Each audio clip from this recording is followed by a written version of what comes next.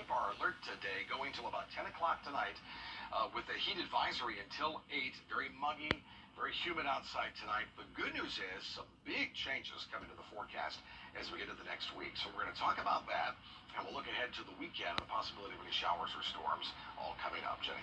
All right, Tim, thank you. The National Weather Service has put out a heat advisory for both Richmond and Columbia counties. News Channel 6's Ashley Jones spent the day asking people how they planned on beating the heat.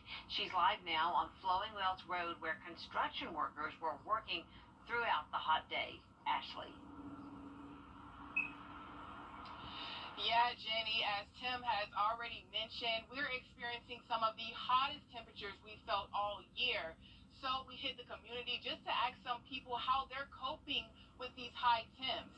Now, most of us have heard to stay hydrated during the day to keep from suffering from things like heat exhaustion or even worse, heat stroke. But after speaking with some people who actually work out in the sun, we found that the real trick is to drink water and stay hydrated the night before the heat hits. Austin Batchelor is working out here on Flowing Wells Road, helping with some of the construction, and he says he's gotten used to working in these kinds of conditions. I always like a challenge. Even in the military, I chose the most physically demanding job I could, and then I got out and I just did it again. So. Now, health experts say if you don't have to go out, then don't. If you do, try and stay in cool and shaded areas. Also, check on your elderly friends and family members. Make sure they're staying hydrated as well. And your pets, those pets that are living outside, try to bring them inside for today until this heat passes over. And if not, just make sure they're getting plenty of fresh water. Live here in Evans, I'm Ashley Jones, WJBF News Channel 6. All right, Ashley, thanks for that report. Turning now to the rise in COVID cases across the country, fueled by the Delta variant. The CDC now says it's more contagious than Ebola or the common cold. It's also possible some vaccinated people may be able to transmit it as easily as those who are unvaccinated. The U.S. recorded its highest daily case number in more than 5 months on Wednesday, reporting more than 86,000 new cases. That's higher than any single day last summer.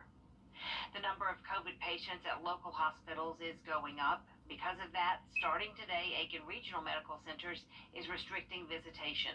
Hours are limited from 9 a.m. to 9 p.m., and visitors must be 18 or older.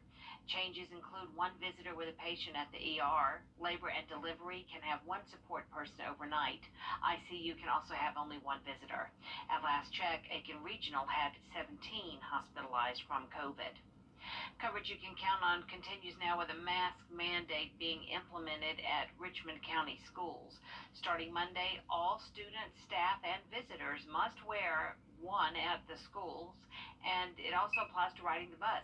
Students can take the masks off when they're outside or during lunch. We're working with our public health partners and local healthcare providers to make sure that we're staying on top of the latest information and that we're making decisions in conjunction with them. Exceptions will be made for those who can't wear a mask for medical reasons. The federal eviction moratorium ends tomorrow. Many renters are now at risk of losing their housing. News Channel 6's Chloe Salsameda tells us how the city is preparing. The city of Augusta has helped dozens of families pay for rent and utility bills over the last year and a half. They've given out millions of dollars, but if the eviction moratorium ends on Saturday as planned, about 200 families could be at risk of losing their homes. The phone at Augusta Urban Ministries has been ringing. Renters are calling, worried they'll need help if they lose housing when the eviction moratorium expires. We are prepared. We are ready. Augusta Urban Ministries gives furniture to families transitioning out of homelessness. The last year has been eye-opening. The face of homelessness have changed. We have seen a lot of families that have never, due to the pandemic, have never faced evictions. Dozens of families are at risk of losing their housing soon. Financial-related evictions will proceed beginning Monday if there is no extension to the moratorium.